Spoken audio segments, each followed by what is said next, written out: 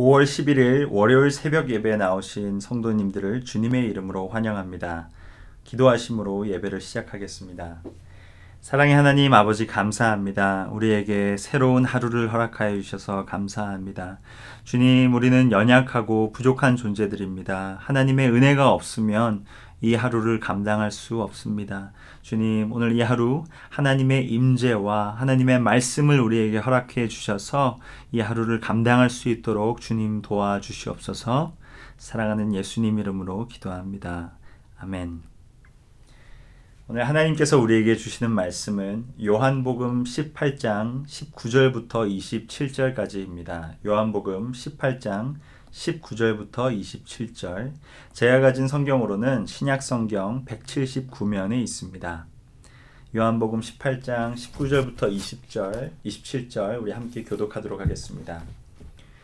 대제사장이 예수에게 그의 제자들과 그의 교훈에 대하여 물으니 예수께서 대답하시되 내가 드러내놓고 세상에 말하였노라.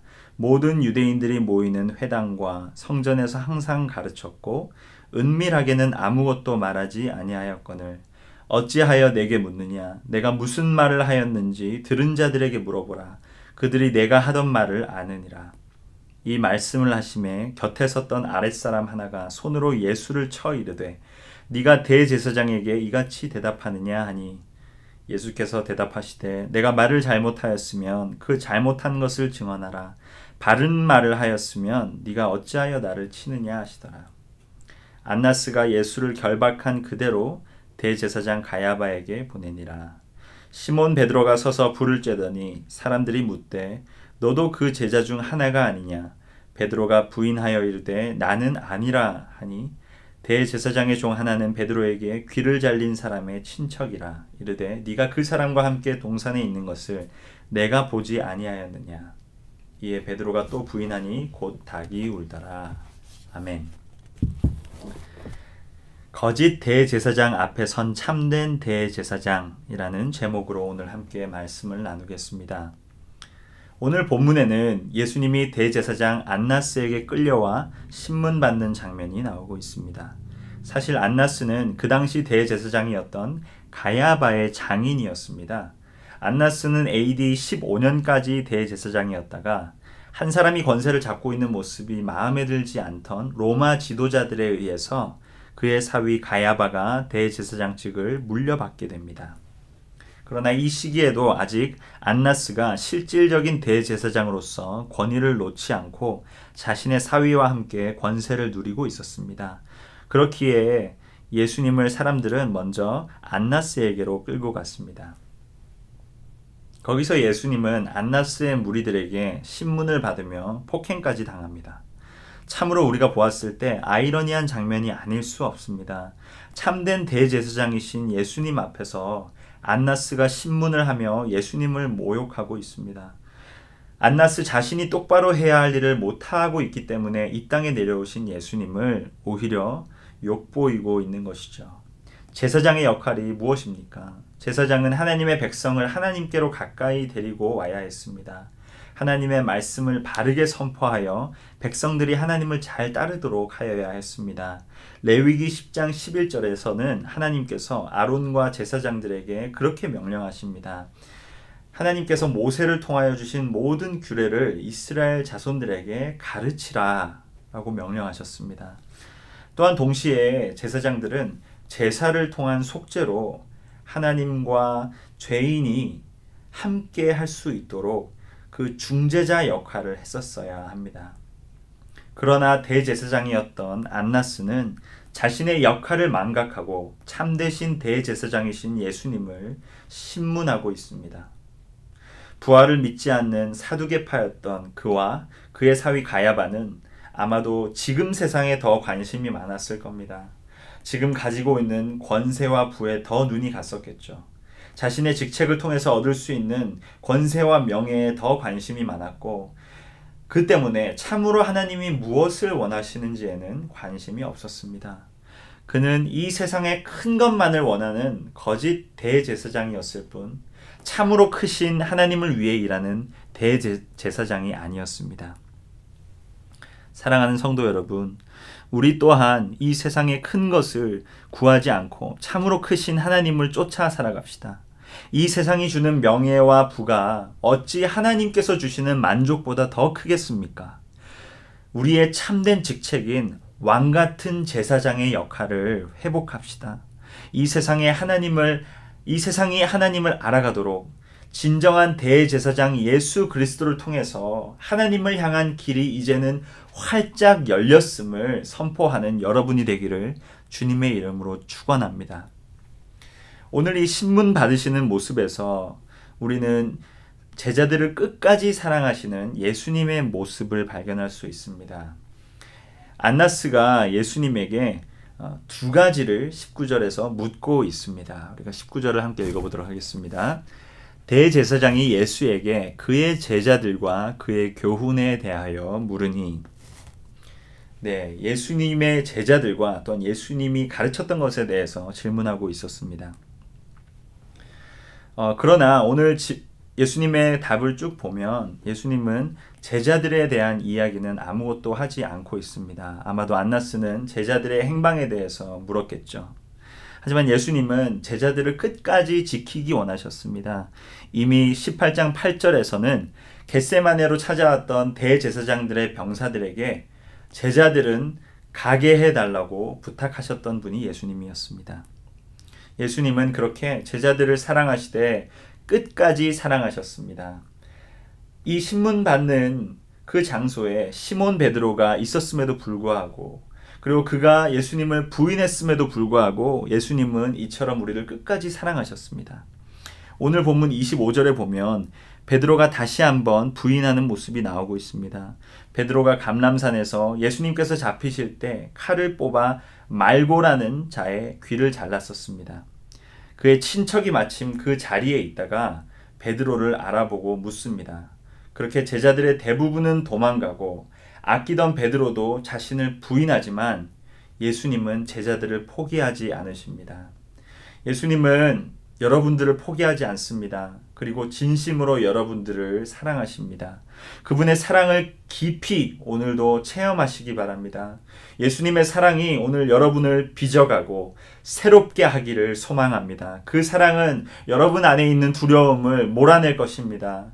여러분 안에 외로움을 이길 수 있도록 할 것입니다. 참된 예수님의 사랑으로 그 안에 거하시는 여러분이 되십시오. 예수님은 제자들에 대해서는 아무 말을 하지 않으셨지만 그분이 가르치신 진리에 대해서는 담대하게 증언하십니다. 20절을 함께 한번 읽어보도록 하겠습니다. 예수께서 대답하시되 내가 드러내놓고 세상에 말하였노라.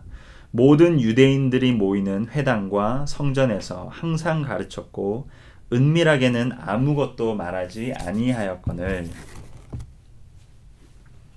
예수님은 참으로 하늘 복음을 드러내놓고 세상에 말하셨습니다.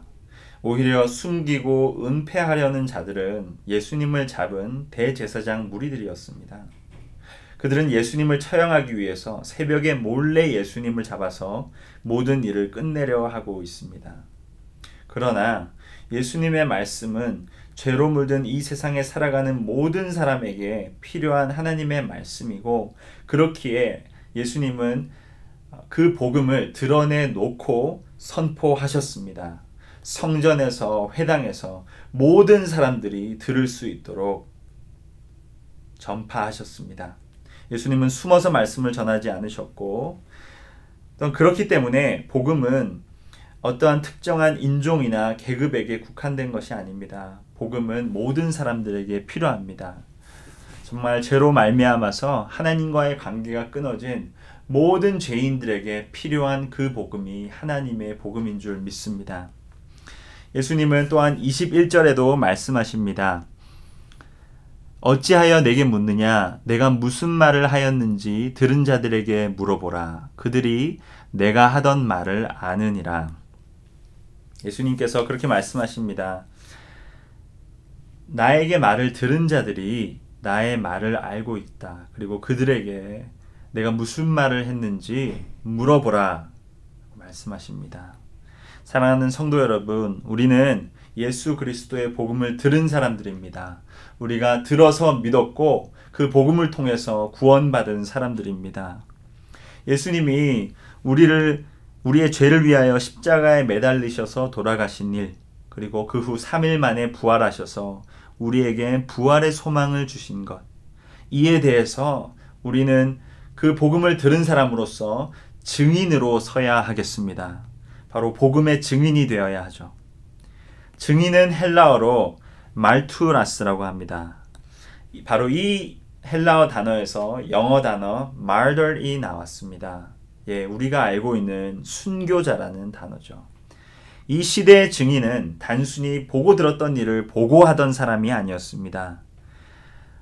이 시대의 증인이라는 사람들은 자신이 알고 있는 그 진실을 목숨을 담보로 내어놓고 증언할 수 있었던 사람이었습니다. 바로 그런 사람들이 증인이었다는 거죠. 그 복음을 위해서 우리가 증인으로 섭시다. 우리의 목숨도 버릴 만한 게 있다면 바로 예수 그리스도의 복음일 것입니다. 나를 위해 목숨을 버리셨던 그분에 대해 증언하고 증거하는 것이라면 우리의 목숨도 아낌없이 드릴 수 있습니다. 우리를 포기하지 않으셨고 우리를 끝까지 사랑하셨던 그 예수님을 위해서라면 우리가 목숨을 내어놓으면서까지 증인으로 설 수 있습니다. 오늘 하루 우리의 모든 것을 다해 예수가 그리스도이심을 나타내며 삽시다. 우리의 말을 통하여 또한 우리의 삶을 통하여 참된 예수 그리스도가 어떤 분이신지를 여러분 주위에 있는 가족들과 사랑하는 사람들에게 또한 믿지 않는 자들에게 드러내는 그런 하나님의 축복이 되는 여러분들이 되기를 주님의 이름으로 축복합니다. 우리 함께 말씀을 두고 기도하도록 하겠습니다. 함께 기도하실 때 주님, 우리가 주님의 복음에 증인이 되게 하여 주시옵소서. 증인으로 굳게 서게 하여 주시옵소서. 예수 그리스도가 우리를 위하여 죽으시고 다시 사셨다는 것을 하나님 삶으로 또 말로 증언하는 증인이 되게 하여 주시옵소서. 그리고 또한 왕같은 제사장으로서 하나님 이 땅 가운데 하나님이 어떤 분이신지 드러내게 하여 주시옵소서. 기도하시겠습니다.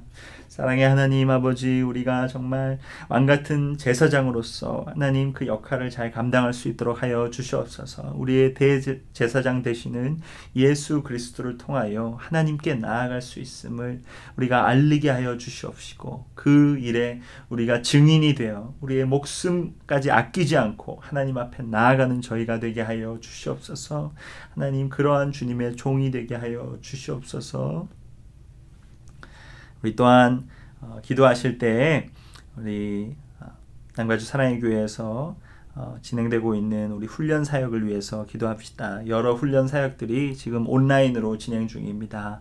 그 온라인으로 진행되는 훈련 가운데 하나님 동일한 은혜와 축복을 허락하여 주시옵시고 이 훈련을 통하여서 주님, 우리가 더욱더 주님을 닮아가는 온전한 그리스도인으로 서게 하여 주시옵소서. 우리 기도하시고 또한 개인의 기도로 나아가시겠습니다. 기도하시겠습니다.